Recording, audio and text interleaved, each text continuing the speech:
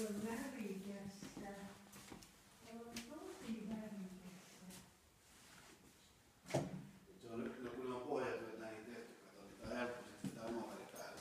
Joo, niin katsoo muuta kuin maalla. Joo. Miksiköhän meillä onkin se, että pitää olla ainoa halkosalauksessa? Kyllä mullakin alussa, mutta sitten kun mä oon tätä näytellyt tässä ja täällä oli kalustukset ja noin, niin. Tää on tosi kiva.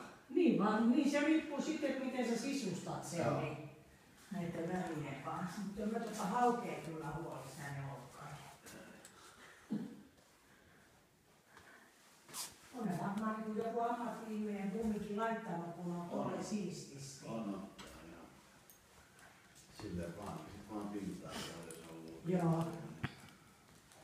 Joo, voi että Isla olisi kiva. Siellä olisi sulle leikkipihakin. Joo. Onkohan teillä niin vaan siellä harvemmin on ketään, mutta onko se vaan niin kuin tuolle päiväkodille?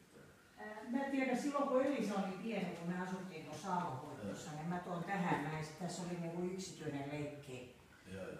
Täti leikittämässä lapsia. Kyllä tuossa on tuo päiväkoti, jossa niin on, joo. Se on varmaan niiden käy. Mä luulen, että... No kai sinne saa nyt kukin mennä. Kyllä mä uskon, että eihän tuossa oli... Onko tuossa mitään pihaa lapsille laitettu yleensä ottaen? Kyllä tää varmaan niin kuin joo. Kullakaan kun menee vaan... Me mennään Islan kanssa sinne ja kyllä kysellään.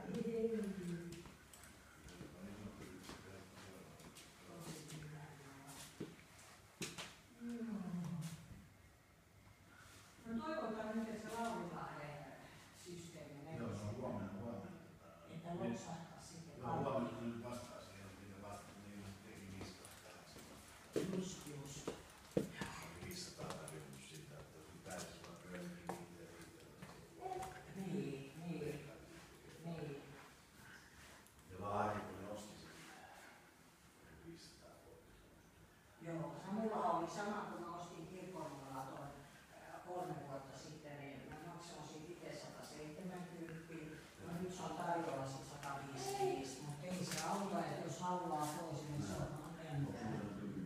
Joo, se on meidän tavallaan tuossa kiinteistömaailmalla. Mutta 3 kuukautta tulee tämän kuun loppuun ja tämä yksi katsoja käynyt koko aikana. Just.